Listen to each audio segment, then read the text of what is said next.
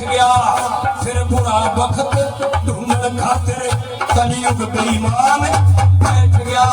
लोगों 12 साल बीत गए थे, एक मौका आन बैठ गया। एक दिन संध्या वंदन करने राजा दिन स्नान बैठ गया। संध्या वंदन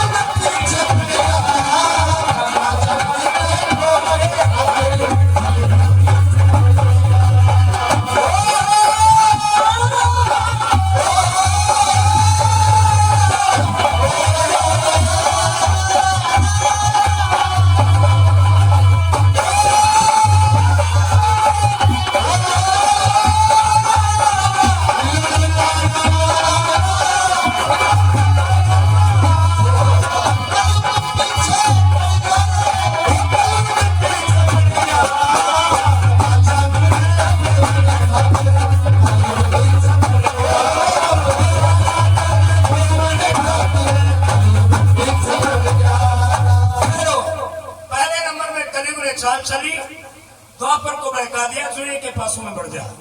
द्वापर चूहे के पासों में बढ़ गया, चूहे के पासों में द्वापर धर के ध्यान बैठ गया। पूरा वक्त ढूंढन खातिर कलयुग बेईमान। 12 साल बीत गए थे, लोगों 12 वर्ष बीत गए, कलयुग काकड़ पे बैठ गया। राजा नल के राज में पड़ने की हिम्मत नहीं पड़ी कलयुग की। ऐसा सत्यवादी राजा था, ऐसा नियमनिष्ठ राजा था कि 12 साल तक कलयुग को पैर उठाने का मौका ही नहीं। और एक दिन ये कहते हैं कि होनहार बलवान है, होनी होकर होई, और भाई जो विदना ने लिख दिया वो मेट से कहना। एक दिन राजा नल, सुबह का वक्त था, त्रिकाल संध्या राजा नल किया करता था। सुबह सुबह की संध्या के लिए राजा नल बैठता है, और उस समय लघु शंका करके राजा नल आए, हाथ पैर धो लिया, लेकिन मुंह में आचमन करना भूल गया। राजा नल मुंह में कुल्ला लेना भूल गया। कलयुग की निगाह थी कि राजा नल गलती कर गया। इस समय राजा नल का मुंह अपवित्र, गंदा है, स्वच्छ नहीं है, और कलयुग को तो ऐसी जगह चाहिए थी। लोगों 12 साल बीत गए थे जब मौका आन बैठ गया। संध्या वंदन करने राजा बिन स्नान बैठ गया, और वो मेन मैदान बैठ गया कलयुग नल के भीतर। कलयुग राजा नल के शरीर में प्रवेश कर जाता है। जैसे ही कलयुग का प्रवेश हुआ, और राजा नल की बुद्धि चक्कर काटना शुरू, राजा नल की बुद्धि भ्रमित होने लग जाती है। इधर से कलयुग ने अपनी दूसरी चाल शुरू कर दी। क्या? नो बोला रूप दूसरा धारण करके, रूप दूसरा धारण करके पुष्कर धोरे आया।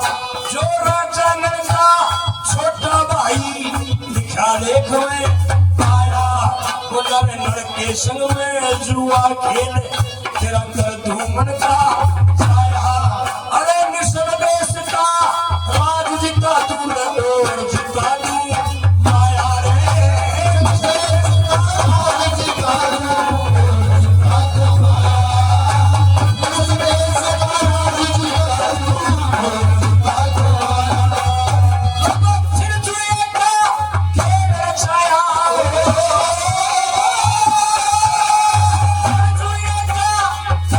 छाया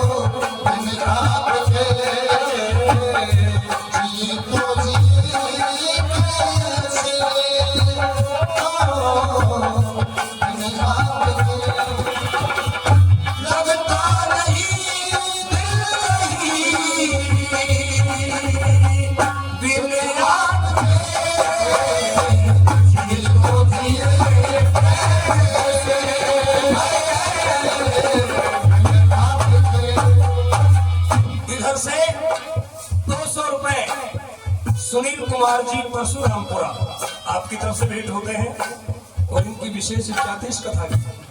इनकी विशेष इच्छा थी इसी कथा की इच्छा थी ना। मैं देख रहा था बार बार यह कहे तो वहां चल गए। इधर से 200 रुपए जाबरमल जी चढ़ा आपकी तरफ से भेंट होते हैं, आपको बहुत बहुत धन्यवाद। इधर कलयुग ने राजा नल के छोटे भाई पुष्कर को बहकाया, एक ब्राह्मण का रूप बना करके तो बोला, अरे पुष्कर, अरे निषद देश का राजा बना बैठा है यो नल, क्या तेरा अधिकार नहीं है? तू एक काम कर, 2 बाजी जो है खेलने नल के साथ में, आज ये सारा राजपाट तेरा हवाले है। तो लोगों मुंह में पानी आ गया पुष्कर के भी, लालच गया कर जाता है। पुष्कर ने बोला, भाई पंडित जी मैं जरूर खेलूंगा।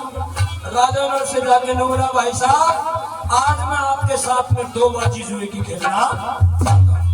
अब राजा नल के शरीर में तो पहले से ही कलयुग बड़ा हुआ था, वो भी राजी हो गया। बोला, यार 2 क्यों 4 बाजी खेल ले। घोड़ी बलवान थी, जुए के पास से बिक जाते हैं, खेल शुरू हो जाता है।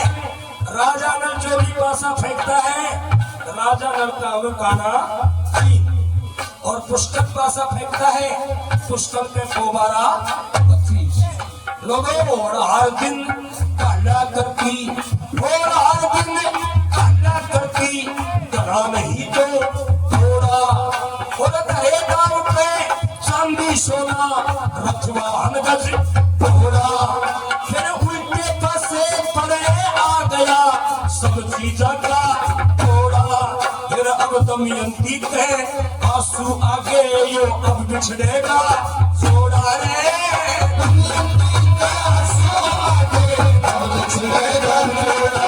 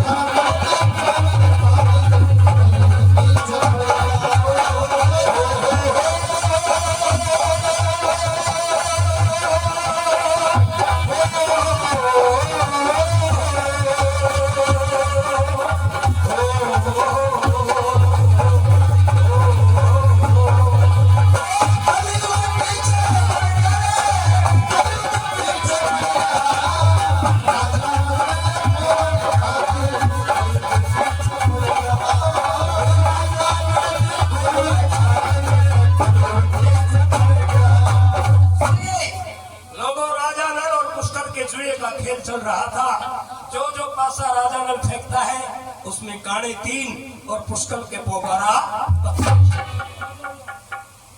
राजा नल धीरे धीरे राजपाट धनवान खजाना पलटन फौज रिसाले सब कुछ दाव पर लगा देता है, लेकिन जुए के पासों में द्वापर बड़ा हुआ था, इसलिए राजा नल की बाजी हार में और पुष्कर की बाजी सब कुछ राजपाट धनवान खजाना राजा नल जुए में हार जाता है।